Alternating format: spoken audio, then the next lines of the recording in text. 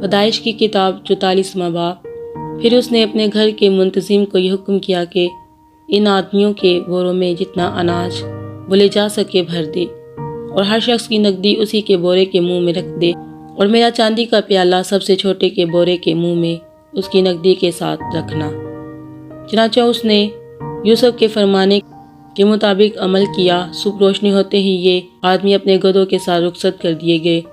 وہ شہر سے نکل کر ابھی دور بھی نہیں گئے تھے کہ یوسف نے اپنے گھر کے منتظم سے کہا، جا ان لوگوں کا پیچھا کر، اور جب تو ان کو جا لے تو ان سے کہنا کہ نیکی کی عوض تم نے بدی کیوں کی؟ کیا یہ وہی چیز نہیں جس سے میرا آقا پیتا اور اسی سے ٹھیک فال بھی کھولا کرتا ہے؟ تم نے جو یہ کیا سو برا کیا۔ اور اس نے ان کو جا لیا اور یہی باتیں ان سے کہیں۔ تب انہوں نے اس سے کہا کہ ہمارا خداوند ایسی باتیں کیوں کہتا ہے؟ خدا نہ کرے کہ تیرے خادم ایسا کام کرے، بھلا جو نقدی ہم کو اپنے بوروں کے منہ میں ملی اسے تو ہم ملک کنعان سے تیرے پاس واپس لے آئے، پھر تیرے آقا کے گھر سے چاندی یا سونا کیوں کر چرا سکتے ہیں؟ سو تیرے خادموں میں سے جس کسی کے پاس وہ نکلے وہ مار دیا جائے، اور ہم بھی اپنے خداوند کے غلام ہو جائیں گے۔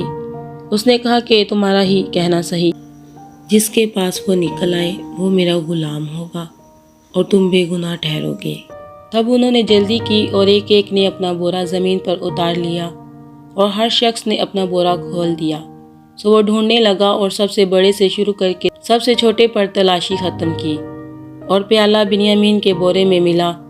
تب انہوں نے اپنے پہران چاک کیے اور ہر ایک اپنے گدھے کو لاد کر الٹا شہر کو پھرا، اور یہودا اور اس کے بھائی یوسف کے گھر آئے۔ وہ اب تک وہیں تھا، سو اس کے آگے زمین پر گرے۔ تب یوسف نے ان سے کہا، تم نے یہ کیسا کام کیا؟ کیا تم کو معلوم نہیں کہ مجھ سے آدمی ٹھیک فال کھولتا ہے؟ یہودا نے کہا کہ ہم اپنے خداوند سے کیا کہیں؟ ہم کیا بات کریں یا کیوں کر اپنے کو بری ٹھہرائیں؟ خدا نے تیرے خادموں کی بدی پکڑ لی، سو دیکھ ہم بھی اور وہ بھی جس کے پاس پیالہ نکلا دونوں اپنے خداوند کے غلام ہیں۔ اس نے کہا، خدا نہ کرے کہ میں ایسا کروں، جس شخص کے پاس یہ پیالہ نکلا وہی میرا غلام ہوگا، اور تم اپنے باپ کے پاس سلامت چلے جاؤ۔ یہودا بنیامین کے لیے التجا کرتا ہے۔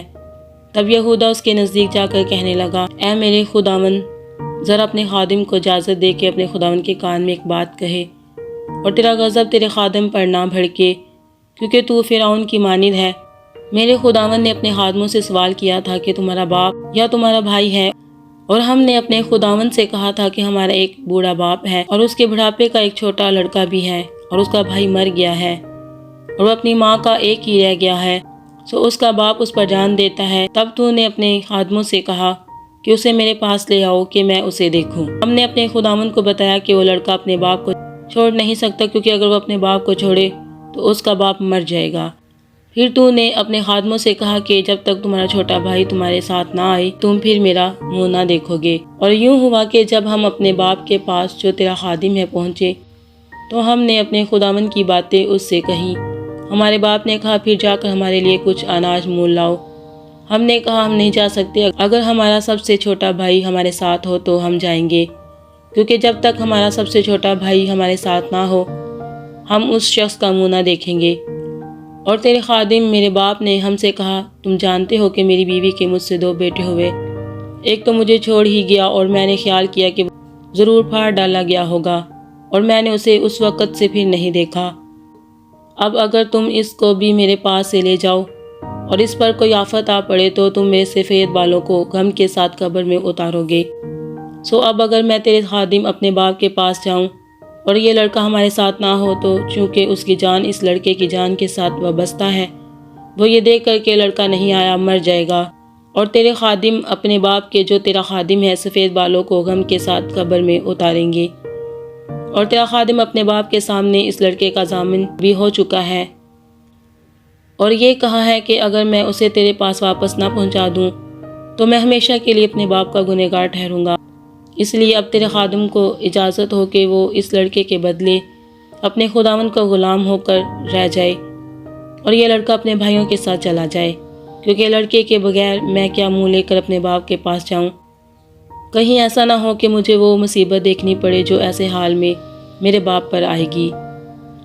مسیح یسوع کے جلالی اور بابرکت کلام کے پڑھے اور سنے جانے پر اس کی خاص رحمت اور برکت نازل ہو۔ خدا باپ کا شکر ہو، آمین۔